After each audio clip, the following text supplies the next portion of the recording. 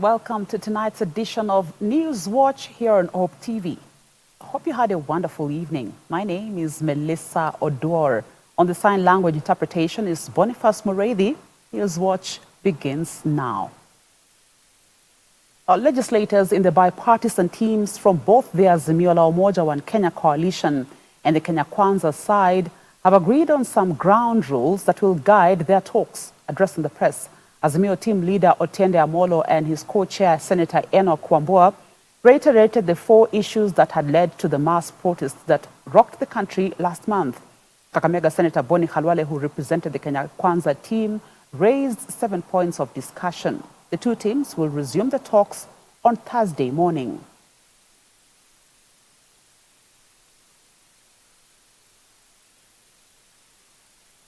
Moving on, the Anglican Church of Kenya ACK has raised concerns over the state of the country's economy, calling upon the government to be truthful with the citizens of the enormity of the challenges of public debt distress, inflation, and the burdensome cost of living. Addressing the press in Nairobi, the church, led by Archbishop Jackson Olesapit, observed that the government is not doing enough to rein in on wasteful public expenditure or improve deteriorating levels of public service in all sectors. Grace Ahati reports. As the high cost of living continues to hit Kenyans across the country, the Anglican Church of Kenya ACK has called out the government, noting that it is increasingly proving insensitive to the plight of majority of Kenya who are sinking deep into economic hardship and distress on a daily basis. Speaking at the All Saints Cathedral in Nairobi, Archbishop Jackson Olesapit has faulted the proposed Finance Bill 2023 for tax increment, demanding that it should be subjected to thorough public scrutiny through meaningful public participation before it is presented to Parliament. We demand that the proposed Finance Bill of 2023 is subjected to thorough public scrutiny through meaningful public participation before it is presented to Parliament. The bottom line is that the majority of the population can ill afford tax increases, which seem to feature glaringly in the said bill. On the regulation of religious organizations, the church has noted that it will consider and support a governing law that will stem the proliferation of extremist or cultic practices but must protect and promote religious freedoms for all citizens. We support a law that ensures that there will be no opportunity for extremist groups and also cultic practices in our country that lead to people to die. We will support that. But we have also said we will not support any restriction on the freedom of worship. The regulation of churches should not be the business of government. The churches themselves or religious organizations can self-regulate in a better way through the umbrella bodies like the NCCK, the KCCB, the Evangelical Alliance, the African Institutional Churches, SUPKEM, or NAMLEF with the Muslims, so that those bodies understand the theology and the interpretation of the Bible more than any government official. The ACK has at the same time called for coordination between KDF and the police force in efforts to eradicate insecurity in insecurity-prone areas in the country, however noting that the operation should be done with a human face and with utmost care not to violate human dignity and rights of Kenyans. Intention by the government to eradicate insecurity in areas, in insecurity-prone areas, specifically Baringo, Samburu, West Pokot, Turkana, and Marsabit, is a welcome move. However, the operation should be done with a human face and utmost care not to violate human dignity and rights of Kenyans. In addition, we demand that coordination in the operation areas where KDF have been called to give support to the police force must have a clear command structure. Reporting for Hope TV Newswatch, I'm Grace Ahati. Thank you, Grace, for that report. Now, the 2 churches owned by preachers Paul Mackenzie and Ezekiel Odero now face closure. This is after the Deputy Registrar of Societies, Maria Goretti Nyariki, issued cancellation notices to Good News and New Life Prayer Center churches for non-compliance with registration laws. Appearing before the Senate ad hoc committee on the Shakahola massacre when it began its sittings today, Yariki told the Danson Mngatana-led team that Mackenzie's church had been compliant since its registration in 2010 until 2022, when an attempt was made to change its name. Mackenzie was also to resign as church chairman. Odera's church, on the other hand, had not filed any returns since its registration on the 11th of September 2012 and has thus been deemed as non-compliant. The two churches have now been issued with a 30-day show cause notice why they should not be deregistered. Now, this evening, the lawyers representing Ezekiel Odero, that's lawyer Dunston Omari and Samson Nyaberi, said that the claim by the Registrar of Societies was misleading as their client had complied up to date with all KRA payments as required by law. Omari, who showed the media a copy of the KRA compliance certificate, said that the move by the state was a gimmick to fix and implicate the church and the pastor in the Shakahola killings and charge him with genocide and take away the properties of the church. Pastor Ezekiel has been compliant in all aspects, and these non-disclosures that are being undertaken from Nairobi, from Shanzu, are messing up the issues that are for hearing in Mombasa High Court. The state not being satisfied with that body blow, they now went for the church, and verbally they closed the church. We again gave the state a second body blow.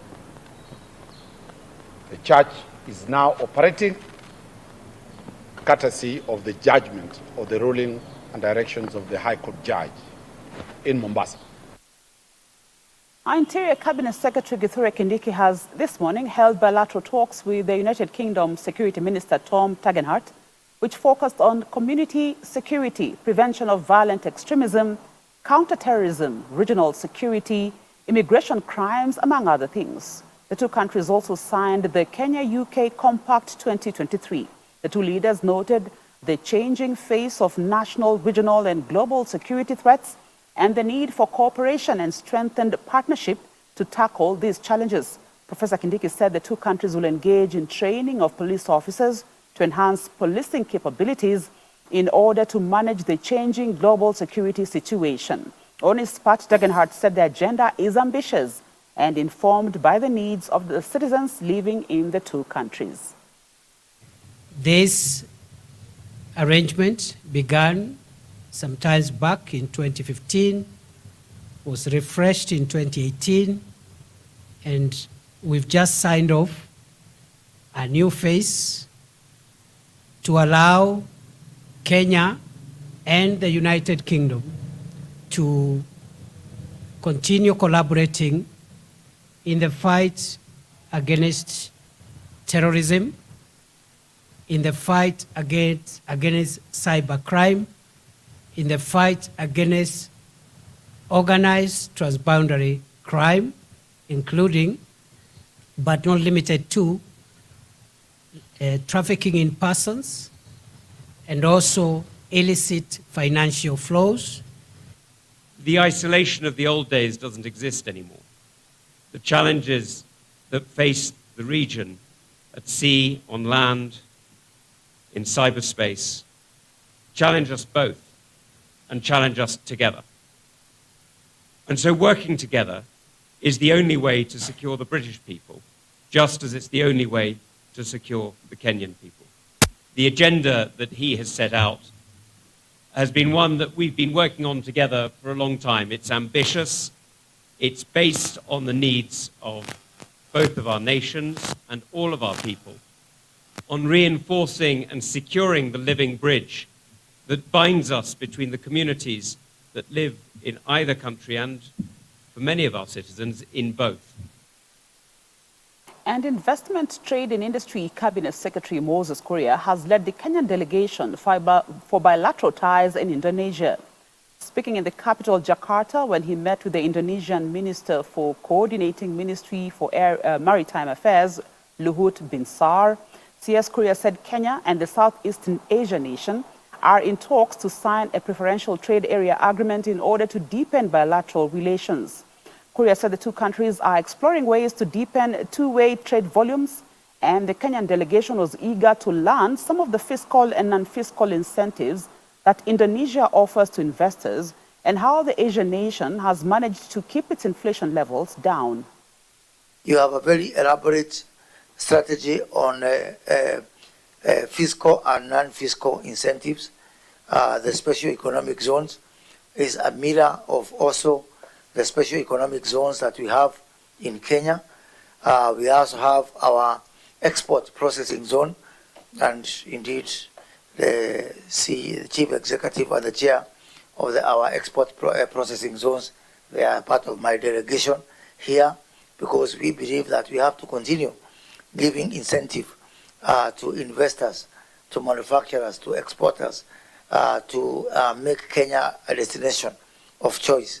And so therefore, we would want to take this remaining time of our visit to benchmark on the fiscal and non-fiscal incentive that Indonesia is offering to investors and compare that with what we are offering within our special economic zones, within our export processing zones. And now, from this year, we are now devolving these incentives to all the 47 regions of Kenya through our county aggregation and industrial park, where every region is going to have its mini special economic zone, so that we can have growth that is inclusive and growth that is distributed all over the country as we look to take off our economic journey. And that story takes us to our first short break here on Hope TV Newswatch. We will be right back with more stories. Don't go too far.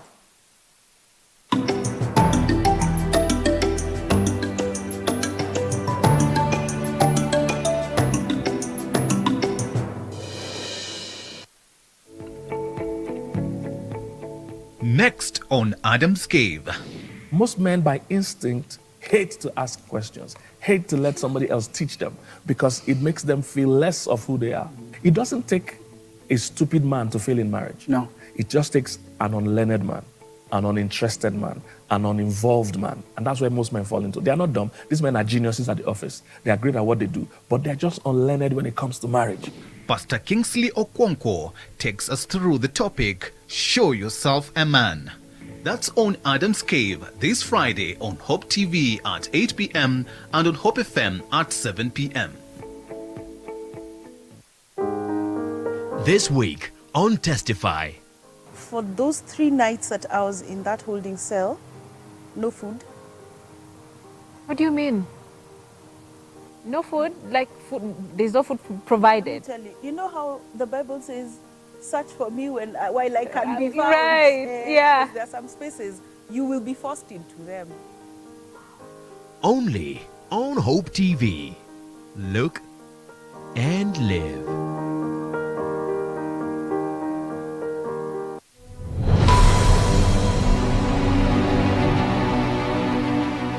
The Great Commission, as given to us by the Lord Jesus Christ, is the primary mandate of the church. The Word of God declares, how shall they go unless they are sent? I want to encourage all of us, church leaders, bishops, pastors, apostles, prophets, brethren from all walks of life, to join hands together as we support this great initiative, so that the gospel can be preached in Turkana.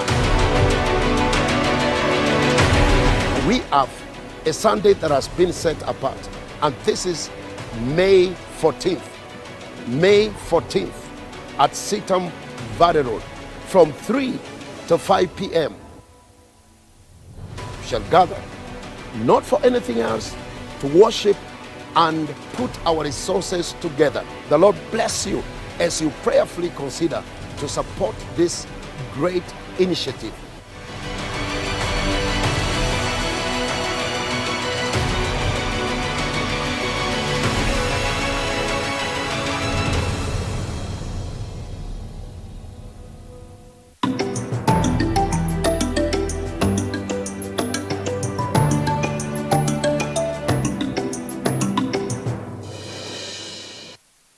Welcome back.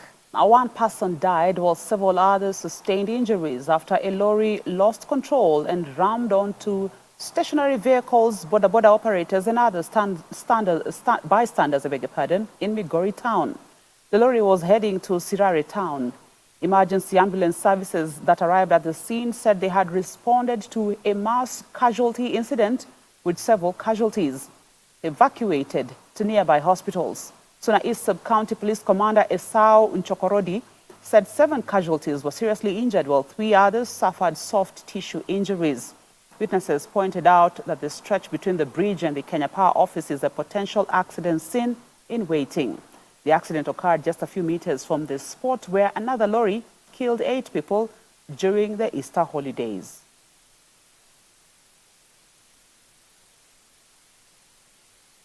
And Deputy President Rigathi Gachagua has met with stakeholders from the Ministry of Agriculture, led by Principal Secretary in the State Department for Crop Development in the Ministry of Agriculture and Livestock, Kelohar Sama, and the PS for State Department for Livestock, Harry Kimutai, at his Harambee House Annex office. The Deputy President urged stakeholders in the ministry to align the strategic priorities of the sector to the bottom-up economic transformation agenda, especially on key pillars of agriculture. He said agriculture remains a key sector to the Kenyan economy, with the government remaining committed to achieving food security in the country. We must feel the impact of this money. The Kenya Kwanza manifesto is centered on how the government will play a role of positively changing the lives of people. And this money has a capacity to change lives. It's billions of money.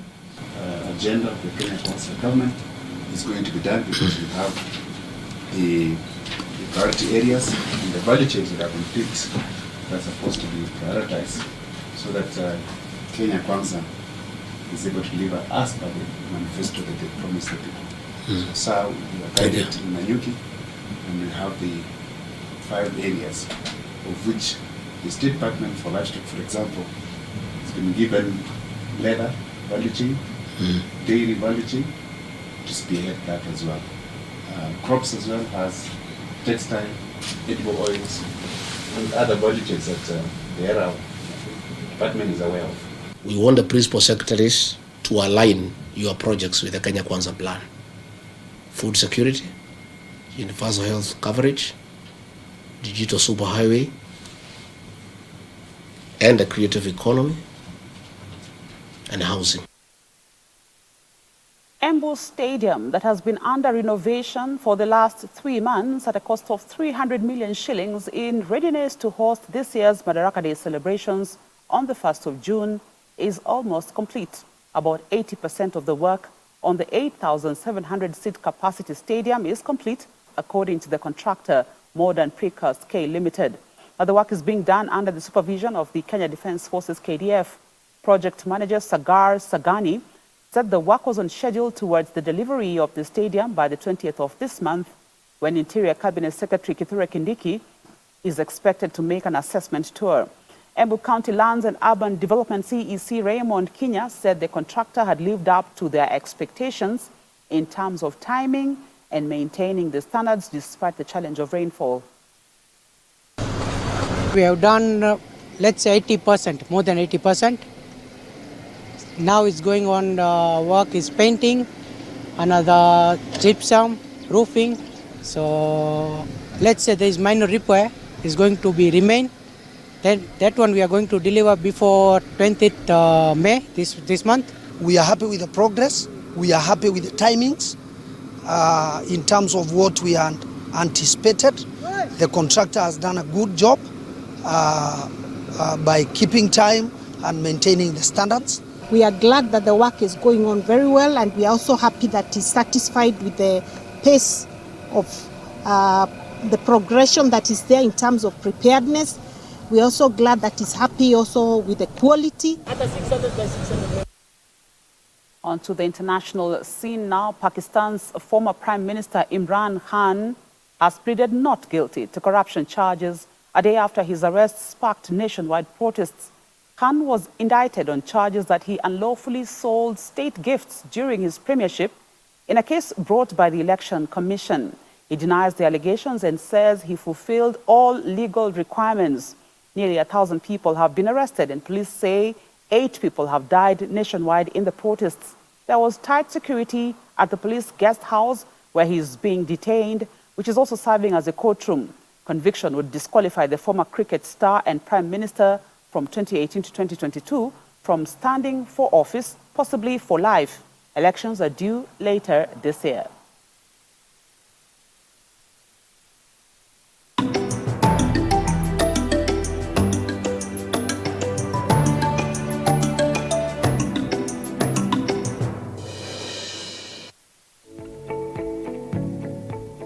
Next on Adam's Cave. Most men by instinct hate to ask questions, hate to let somebody else teach them because it makes them feel less of who they are. It doesn't take a stupid man to fail in marriage. No. It just takes an unlearned man, an uninterested man, an uninvolved man. And that's where most men fall into. They are not dumb. These men are geniuses at the office. They are great at what they do, but they're just unlearned when it comes to marriage. Pastor Kingsley Okonkwo takes us through the topic, Show Yourself a Man. That's on Adam's Cave this Friday on Hope TV at 8 p.m. and on Hope FM at 7 p.m.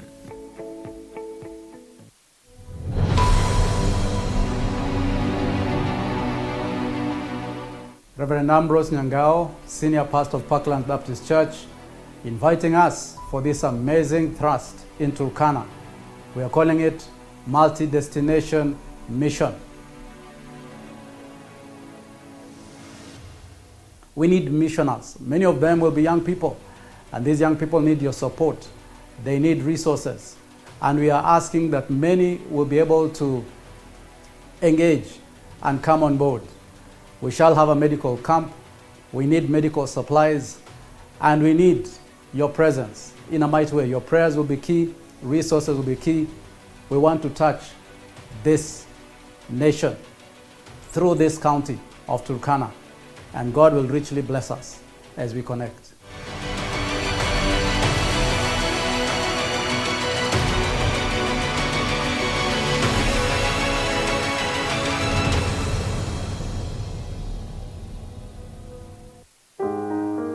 This week on Testify. For those 3 nights that I was in that holding cell, no food. What do you mean?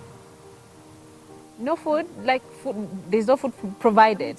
You know how the Bible says, search for me while I can be found. Right, yeah. There are some spaces you will be forced into them. Only on Hope TV. Look and live.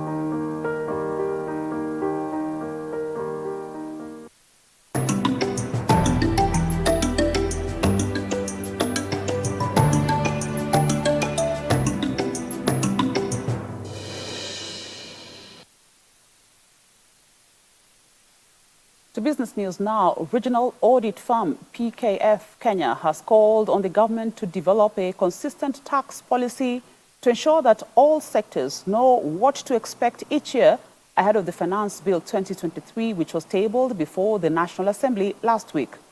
According to PKF Tax Director James Muli, certain changes expected by taxpayers in the bill include the exemption of liquefied petroleum gas LPG from value-added tax and levies, and fast-tracking of the tax refund process. Kenya's tax code has been termed complex and bulky by many stakeholders, including manufacturers and SMEs, requiring firms to employ tax planners, tariff engineers, lawyers, and specific accountants to render professional advice. Now, the bill that has received opposition from various legislators comes after a lot of speculations by taxpayers, lobbying by business associations, and speeches or promises from government officials.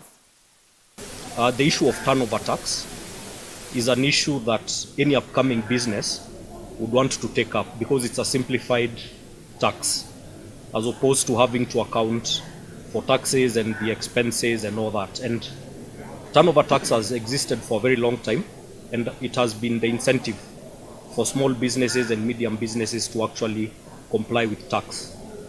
So the proposal to actually narrow that net for turnover tax, we think should be relooked, because then what is the encouragement for a small business to come forth and declare taxes when basically if it's turnover of above 15 million, then they'll be required to pay tax at a higher rate.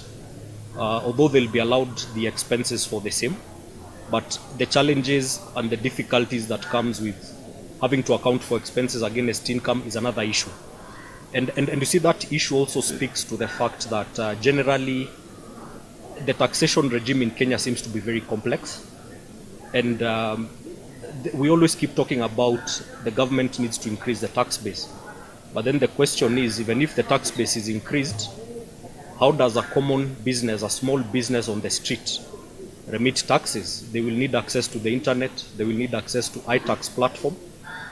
Is there maybe a simplified way where every Kenyan can do a form of declaration and make tax payments without having to go through the whole loop of a very complex automated system?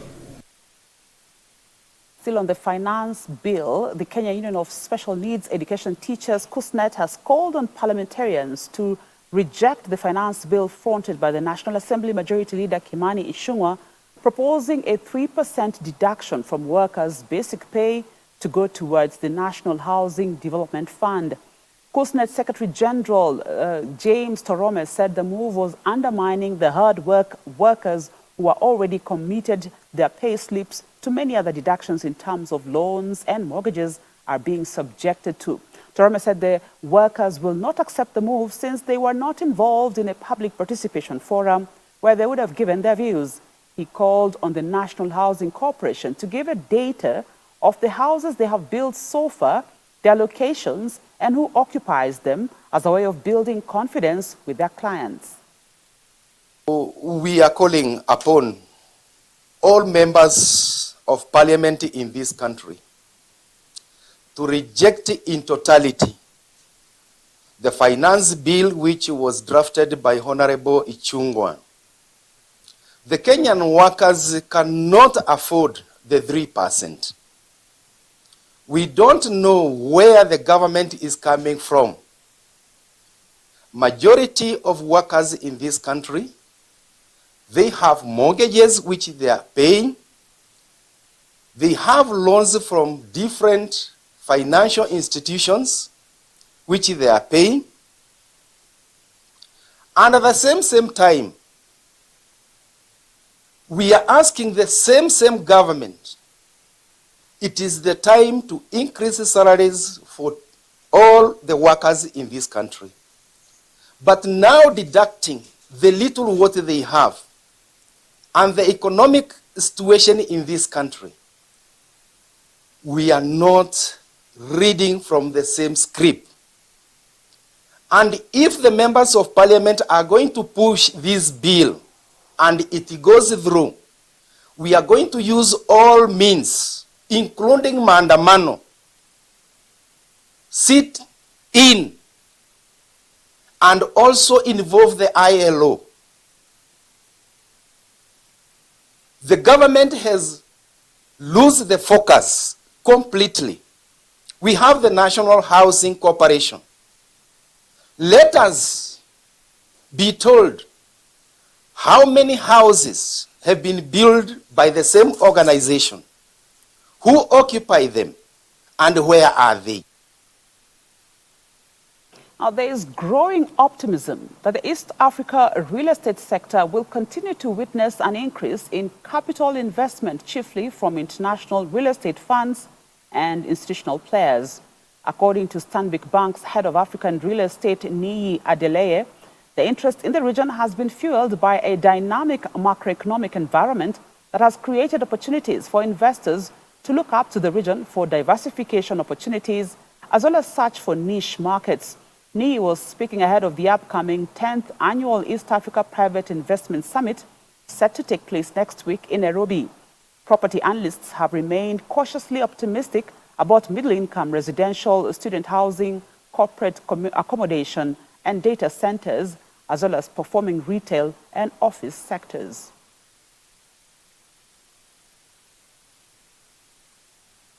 NCBA Bank and the Strathmore Business School have entered into a strategic partnership that aims to provide enhanced support and resources to small and medium enterprises, SMEs.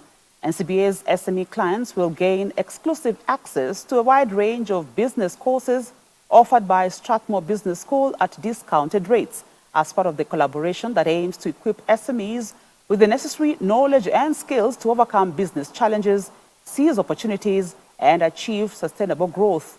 Through the Strathmore Enterprise Development Program, NCBA's SMEs clients will be able to access the 16-week courses at a discounted rate, and they will get to learn fundamentals that will help propel their business to the next level.